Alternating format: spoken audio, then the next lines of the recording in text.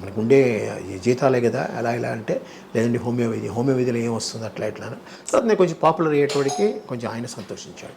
ఇలాంటి అమ్మని కోల్పోవడం చాలా ఏమో మాలాంటి అమ్మ ఇంకెవరికి ఉండదు.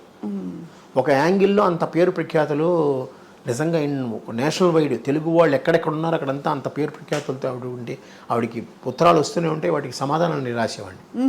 నేనే రాసేవాడిని. అమ్మ చెప్పేది ఏమొచ్చాయి ఉత్తరాలు అభిమానం గురించి రాసేవాడు. దాంట్లో ఇదయ్యారు ఇలాగ ఫోటో పంపించాడంటే నేనే ఆ ఉత్తరం ఇది చేసి మామూలుగా పంపించేవాడిని అంతా. అట్లాగా కొన్నాళ్ళు అయ్యి ఆవిడ రాసుకోలేని పరిస్థితి వచ్చేటప్పటికి ఆవిడ డైరీలో నేను రాసేవాడిని. ఎవరెవరు అడుగుతున్నారు, ఎవరెవరు ఇచ్చారు, ఎవరు చెక్ ఇచ్చారు అంతా అన్నమాట. అలాగా చాలా చక్కగా ఆవిడ లైఫ్లో పొద్దున్నీ సాయంత్రం ఆవిడ లేకపోయేటోడికి ఏమీ లేదు. తర్వాత బ్యాంకులో పడ్డా కూడా ఇంటికి వచ్చేవాడికి వెళితే ఆ అమ్మాని పిలుచుకుంటూనే ఉండడమే. అందుకనే దీన్ని పిలవడం కూడా అమ్మ ఏ పేర్లు పెట్టి పిలిచేందో అందరినీ ఇంటికి ఇల్లాలా అట్లాగా కొన్ని పేర్లు పెట్టి దీన్ని పిలిచేవాడిని. సినిమాలో ఉండే రకరకాల పేర్లు రంగమ్మ గంగమ్మ అమ్మకి ఏమేమి పేర్లు ఉంటాయి ఆ పేర్లని పెట్టి దీన్ని పిలిచేవాడిని. ఇంటి ఇల్లాలు ఎక్కడ ఉన్నాయంటే బాబు వచ్చేది బాబు. అట్లాగా కొన్నాళ్ళు ఆ విధంగా గడిచిపోయింది. అంత కొంచెం కొంతకాలం ఉండాల్సింది సార్ అమ్మ ఉంటే బాగుండేదండి. నాకు ఇంకో ఆ విషయంలో వెళ్ళిపోయారు అంత తొందరగా. ఆవిడ కిడ్నీకి ఫెయిల్యూర్ అయింది, డయాబెటిక్. అమ్మకి ఏంటంటే ఎక్కువ నెయ్యి అలవాటు, ఫ్రైడ్ అన్నీ ఉడకేసినవి ఏది ఇష్టం లేదు ఆవిడకి. అన్నీ ఫ్రైగా ఉండాలి, స్పైసీగా ఉండాలి, నెయ్యి ఎక్కువ అలవాటు. దీంట్లో కొంచెం డయాబెటిక్ వచ్చింది, కంట్రోల్ చేసుకోలేదు. ఒకే కాఫీ తాగుతుంది రోజుకి, ఆ కాఫీలో పందారు వేసుకుని తాగుతుంది. అలాగా ఏది కంట్రోల్ చేసుకునేది. అన్నం బాగానే తినేది, తనకు ఎంతవరకు కావాలో అంతవరకు తినేది. అలాగా డయాబెటీస్ వచ్చి డయాలసిస్లోకి వెళ్ళిన తర్వాత కొంచెం కష్టమైంది. మీరు అడిగిన దానికి జయలలిత గారు అమ్మ పోయినప్పుడు దీంట్లో వచ్చి అమ్మ శవపేటిక మీద ఇది వేసి మాట్లాడి ఒకటే అన్నారు. నన్ను అనంత్ అని పిలుస్తుంది ఆవిడ. అనంత్ నాకెందుకు చెప్పలే ముందు నువ్వు, నాకు చెప్పుంటే దీనికన్నా బెటర్ ట్రీట్మెంట్ నేను ఇప్పించేదాన్ని కదా. ఆవిడప్పుడు చీఫ్ మినిస్టర్, ప్రోగ్రామ్స్ క్యాన్సిల్ చేసుకుని వచ్చింది ఆవిడ. అమ్మ పోవడం ఒక మాట, ఆవిడ అన్న మాట 2-3 నెలలు నాకు తిరగబట్టింది నిజంగా. ఆవిడకి ఇచ్చుంటే మరి చీఫ్ మినిస్టర్ హోదాలో కూడా ఏది హాస్పిటల్లో చేయించేదే కదా. ఇవన్నీ నేను చాలా కాలం మర్చిపోలేకపోయాను. నిజంగా ఆవిడ అన్న దాంట్లో మోర్ దెన్ 100% రైట్.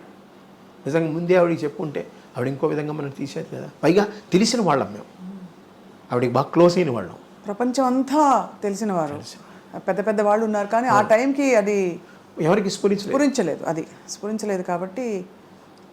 కానీ అవస్థపడలేదు కదా సార్ ఎక్కడ అవస్థపడలేదు. లాస్ట్ ఎందుకు సెప్టెంబర్ ఇది చూపించబోయే ఇదిగోండి అమ్మకి డాక్టరేట్ ఇచ్చారు చూడండి ఒకసారి. అక్కడ ఇక్కడ కూడా చూసుకో 27/7/1994 అప్పుడు ఇచ్చారు. 4 నెలల తర్వాత అమ్మపోయారు. అంతవరకు అమ్మ తిరిగారు, తిరుపతి వెళ్ళి తీసుకున్నారు, పద్మావతి విశ్వవిద్యాలయంలో అక్కడ వెళ్ళి తీసుకున్నారు డాక్టరేట్. అప్పుడు బాగున్నారు, కారులో వెళ్ళి వచ్చాం కదా మేము. సో తర్వాత ఏమైంది? తర్వాత స్లోలీ డయాలసిస్ వచ్చిందమ్మా. యాక్చువల్గా అక్టోబర్లోనే ఎప్పుడు డయాలసిస్కి వెళ్ళామన్నమాట. వారానికి 2 ఏదో వచ్చింది. తర్వాత అక్కడ బాగాలేదన్నట్టుగా మేము హాస్పిటల్ మార్చమని చెప్పారు అమ్మాయి. నువ్వు హాస్పిటల్కి వెళ్దాం, నువ్వు తీసుకున్నావు కదా, నీకు బాగుపడింది. నేను ఫిజికల్ హ్యాండిక్యాప్డ్, ఆ యాక్సిడెంట్లు దెబ్బతిన్నా కదా, అందుకని అక్కడికి వెళ్దామంటే సూర్య హాస్పిటల్ వచ్చేవాడికి వారానికి 2 రోజులు చేశారు. అట్లాగే ఇంటి దగ్గర నుంచి వెళ్ళేవాళ్ళం. అక్టోబర్లోనే ఇప్పుడు వెళ్ళాం. అక్టోబర్ నవంబర్ అయ్యేటప్పుడు కొంచెం హార్ట్ ప్రాబ్లం కూడా అమ్మకు వచ్చింది. దాంతో వాళ్ళు ఐసీయూలో పెట్టారు డిసెంబర్ 10వ తారీఖు ఎప్పుడు మేము హాస్పిటల్కి వెళ్ళాం. అక్కడి నుంచి అలాగా అయిపోయింది. కానీ వీళ్ళందరూ రాధాకుమారి గారు కానీ, ముళ్ళపూడి వెంకటరమణ గారు కానీ, వాళ్ళ మిసెస్ గారు, వాళ్ళ తాలూకు వాళ్ళు అందరూ, సినిమా వాళ్ళు ఇక్కడ ఉన్న వాళ్ళందరూ హాస్పిటల్కి వచ్చి చూసిన వాళ్ళే. హాస్పిటల్లో ఎన్ని రోజులు ఉన్నారు సార్? హాస్పిటల్లో 11 రోజులు 12 రోజులు ఉన్నారు. 12 రోజులు ఉన్నారు. కానీ ఈ వార్త వినగానే అందరూ అయిపోయి ఉంటారు. అందరూ అయిపోయారు. అది పైగా రాత్రి అమ్మ 9:15 ఎంతకో పోయారు. అప్పుడు వెంటనే రమణ గారే వచ్చి, ఎంవిఎస్ ప్రసాద్ గారు ఒక ఆయన ఉన్నాడు, ఆయన చెప్పిన వెంటనే ఆయనే త్రూఅవుట్ పేపర్స్ అన్నీ వచ్చేసినట్టు చేశారు. వచ్చారు జనాలు. కొంతమంది యూట్యూబ్లో చూసాను, ఎవ్వరు రాలేదు, ఒక్కళ్ళే కూర్చున్నారు, మేము ముగ్గురమే ఉన్నాం అలా అన్నట్టుగా ఏదో యూట్యూబ్లో వచ్చాయి. కానీ అది కాదమ్మా. ఆ రోజు అందరూ వచ్చారు. ఇంకా శారద గారు వచ్చారు, జీవరలక్ష్మి గారు వచ్చారు, వాణిశ్రీ గారు వచ్చారు. అందరూ వచ్చి చూసి వెళ్ళారు. మీ పాత్రికేయులు ఎంతోమంది వచ్చారు. అంటే ఎందుకు అనిపిస్తుంది అంటే సార్, అంత వైభవంగా జరిగినప్పుడు మెడ్రాస్లో ఉన్నంత వరకు అందరూ వచ్చారమ్మా. అయితే శ్మశానానికి తీసుకెళ్ళేటప్పుడు 7-8 మంది వెనకాల వచ్చారు, ఎవరు సినిమా వాళ్ళు. ఎన్టీ రామారావు గారితో, అక్కినేని నాగేశ్వరరావు గారితో చాలా బాగుంది. ఎన్టీ రామారావు గారు వస్తానని చెప్పి ఆయన కోసం నేను మధ్యాహ్నం వరకు ఉంచాను. సడన్గా ఆయనకి ఏదో ప్రోగ్రామ్ వచ్చిన తర్వాత అటు డైవర్ట్ అయ్యారు ఆయన. అందువల్ల రామారావు, నాగేశ్వరరావు గారు ఏదో బయట ఊళ్ళో ఉన్నారు కానీ రాలేకపోయారు. ఫోన్లోనే చెప్పారు నాకు. నేను అది మేము జీర్ణించుకోలేని ఇది యాక్చువల్గా. అలాగే చివరి వరకు చెప్పారు కదా, 4 నెలల ముందు ఆవిడ డాక్టరేట్ కోసం మేమందరం తిరుపతికి కారులో వెళ్ళామంటే మీరే ఆలోచించండి. మరి మీరు స్టేజ్ ఎక్కాలి కదా, కింద తీసుకోకూడదు, స్టేజ్ కూడా మెల్లిగా పట్టుకొని ఎక్కి అక్కడ కూర్చొని తీసుకుంది ఆవిడ. టైం అలాగా ఎంత వయసు సార్ అమ్మకి అప్పుడు? అప్పటికి 70 ఏళ్ళు అవుతాయమ్మా. 70 ఏళ్ళు మరి ఎంత? 24, 94. 24 అక్టోబర్లో పుట్టారు. కనీసం ఇంకో 15 ఏళ్ళు, ఇంకో ఈజీగా 10 ఏళ్ళు ఉండేది ఆవిడ.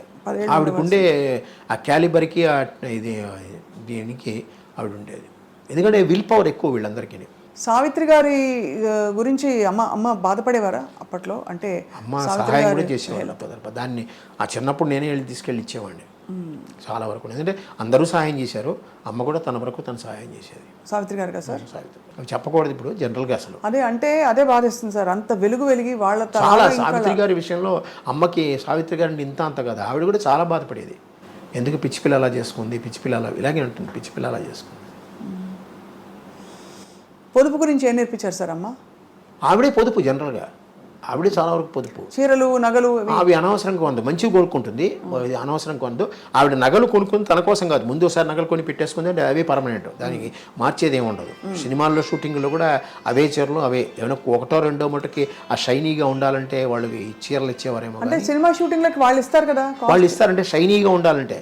లేకపోతే జనరల్గా బొట్టు పెట్టినప్పుడు అదేంటి మంచి మనసుల్లో పంచదార వేస్తుంది సరే, ఆ టైంలో అంత అమ్మచీరే అంతే. నాకు గాజులు ఎప్పుడు తీదు అంతే. అంటే ఈ విధవ ఇది బొట్టు లేకుండా ఉంటుంది, అలాంటప్పుడు తీసి దాచేదేమో కానీ ఏమీ లేదు. ఏమీ లేదు. అప్పటికీ ఆ గాజులు ఏమైనా ఉంటే నా జేబులో